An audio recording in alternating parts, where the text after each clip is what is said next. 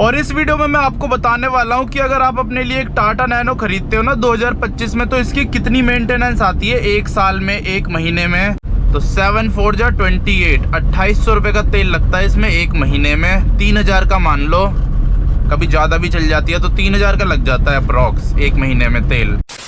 तो स्वागत है आप सभी का एक और नए दिन में। अभी टाइम हो रहा है सुबह के 6:30 बजने वाले हैं और फिलहाल अपनी नैनो को लेके कुछ इस तरह की जगह पे पहुंच चुका हूं मैं। आज यार मौसम बहुत ज्यादा अजीब सा हो रहा है, शीशे में बार बार भाप जम जा रही है, वो भी बाहर से। शायद आज ह्यूमिडिटी बहुत ज्यादा है तभी ये दिक्कत हो रही है। और आजकल पता नहीं रोड पे चिड़िया कौवे क्यों घूमते रहते हैं, रोड के बीचों बीच बैठ जा रहे हैं और पता नहीं क्या खा रहे हैं, मुझे तो कुछ दिख ही नहीं रहा रोड पे। यहाँ देखो यार कितनी टैक्सियां खड़ी रहती है, चारों तरफ टैक्सी ही टैक्सी है यहाँ पे। और इस वीडियो में मैं आपको बताने वाला हूँ कि अगर आप अपने लिए एक टाटा नैनो खरीदते हो ना 2025 में, तो इसकी कितनी मेंटेनेंस आती है एक साल में, एक महीने में।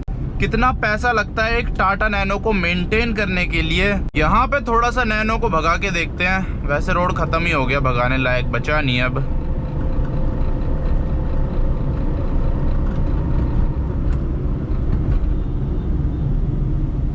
तो अभी एक दिन पहले मैंने वीडियो बनाई थी ना कि जो टाटा नैनो है इसकी मेंटेनेंस स्कूटी से भी सस्ती है। तो उसमें बहुत सारे भाई पूछ रहे थे कि कितनी मेंटेनेंस लगती है एक साल में, एक महीने में। तो वही मैं आपको इस वीडियो में बताऊंगा। इस वीडियो को देखने के बाद आपको पता चल जाएगा कि टाटा नैनो को रखने के लिए एक साल में आपके कितने पैसे खर्च होंगे। यहाँ पे देखो पानी भर रखा है। कल तो इस रोड में बहुत तगड़ा जाम लग रखा था पानी की वजह से। वाटर लॉगिंग की आजकल बहुत ज्यादा दिक्कत हो रही है बारिश की वजह से। यहाँ पता नहीं क्यों पानी भर जाता है। हमारे इधर नहीं भरता वैसे पानी, जहाँ मैं रहता हूँ वो थोड़ा ऊंचा सा इलाका है, वो अरावली हिल्स में है ना, तो इसीलिए वहाँ का भी सारा पानी यहीं आ जाता है और फिर यहाँ से जा नहीं पाता जल्दी से। यहाँ से पानी को जाने में बहुत ज्यादा टाइम लगता है। आज भी थोड़ा थोड़ा बारिश का ही मौसम हो रखा है, धूप नहीं निकली है, वरना इस टाइम तक धूप निकल जाती है। पर आजकल यार आसमान कितना नीला नीला सा हो रखा है। बस ये मेट्रो का काम चल रहा है जिसकी वजह से दुनिया थोड़ी बेकार सी लग रही है देखने में, वरना तो बहुत सुंदर लगती है अगर यहाँ पे एकदम मस्त सा रोड होता। दिल्ली में ना वैसे हमारे एरिया में इतनी बड़ी बड़ी बिल्डिंग्स नहीं है, जिसकी वजह से ऐसे खाली खाली सा आसमान दिखता है। जो ये हमारा एरिया ये हाई अर्थक्वेक जोन है ना, तो यहाँ पे अलाउड नहीं है बड़ी बड़ी बिल्डिंग्स बनाना। मेरे ख्याल से 4-5 फ्लोर तक ही बना सकते हो आप, 5 भी नहीं बना सकते, 4 ही बना सकते हो।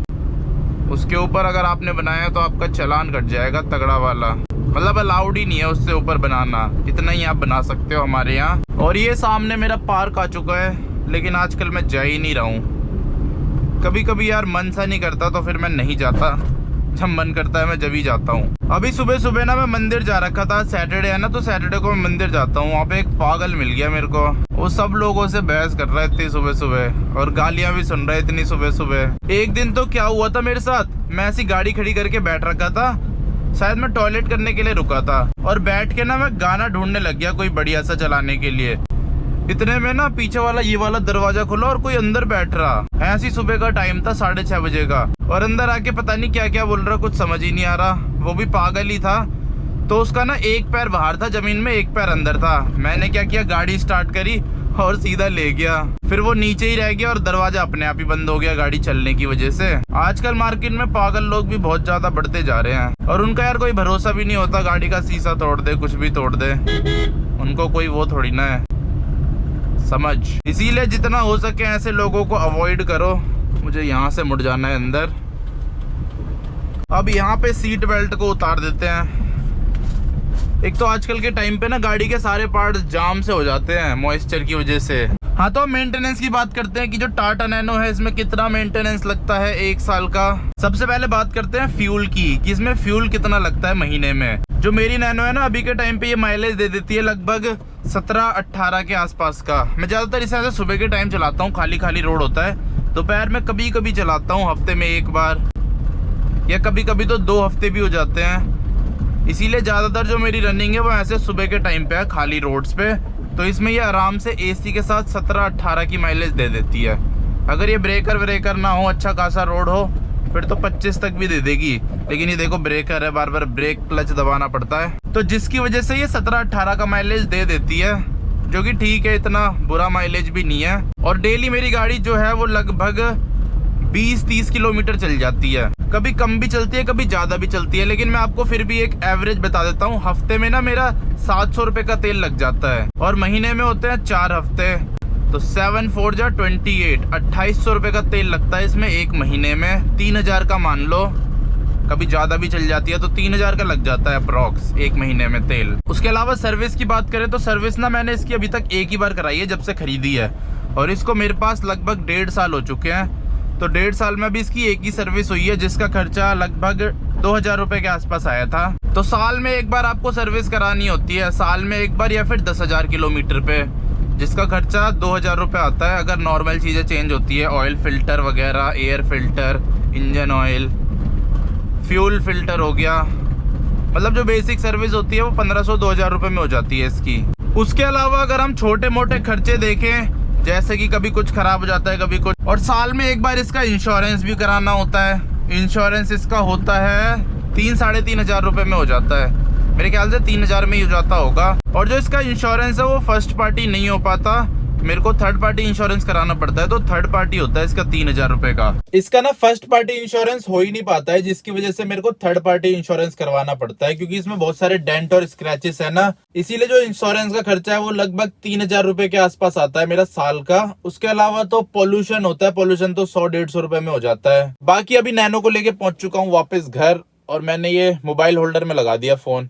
ये वैसे मोबाइल होल्डर किसी काम तो आता नहीं है, कम से कम वीडियो बनाने के काम ही आ जाएगा। इसके अलावा तो यार मुझे नहीं लगता और कुछ मेंटेनेंस में पैसे लगते होंगे। तो अगर हम इन सब चीजों को टोटल करें ना, 36,000 तो पेट्रोल के हो गए, फ्यूल के, और 2000 रुपये हो गए सर्विस के, उसके अलावा 3000 रुपये इंश्योरेंस के हो गए, तो टोटल मिला के 41,000 रुपीज हो रहे हैं। इतनी मेंटेनेंस लगती है अगर आप टाटा नैनो को रखते हो एक साल के लिए अपने पास। पर मेरे हिसाब से 45,000 रुपये के आसपास लेके चलना चाहिए आपको, क्योंकि एसी की सर्विस भी करवानी पड़ जाती है साल में एक बार। उसके अलावा और भी छोटे मोटे खर्चे आ जाते हैं, कभी टायर पंचर हो जाता है, कभी कुछ हो जाता है, तो लगभग 45,000 रुपये लगेंगे अगर आप एक साल के लिए टाटा नैनो रखते हो। मेरे तो इतने लगते हैं। अगर आपकी रनिंग बहुत ज्यादा कम है, आप हफ्ते में 1 दिन गाड़ी चलाते हो या 2 दिन चलाते हो या डेली 10-10 किलोमीटर चलाते हो, तो आपके और ज्यादा कम लगेंगे।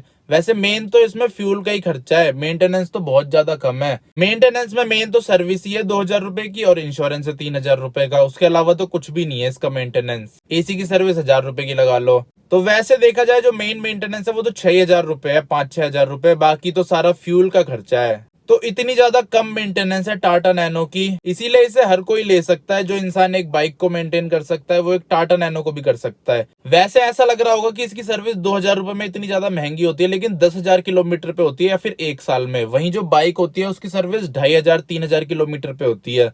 तो ये लगा लो अगर आप एक बाइक 10,000 किलोमीटर चला रहे हो तो आपको 3 बार सर्विस करवानी पड़ेगी, और वही नैनो आप 10,000 किलोमीटर चलाते हो तो आपको सिर्फ एक ही बार सर्विस करानी पड़ेगी, वो भी 2000 रुपए के अंदर अंदर हो जाती है। और अगर बाइक की सर्विस आप 1000 रुपए भी लेके चलो तो साल में 3000 रुपए लग रहे हैं।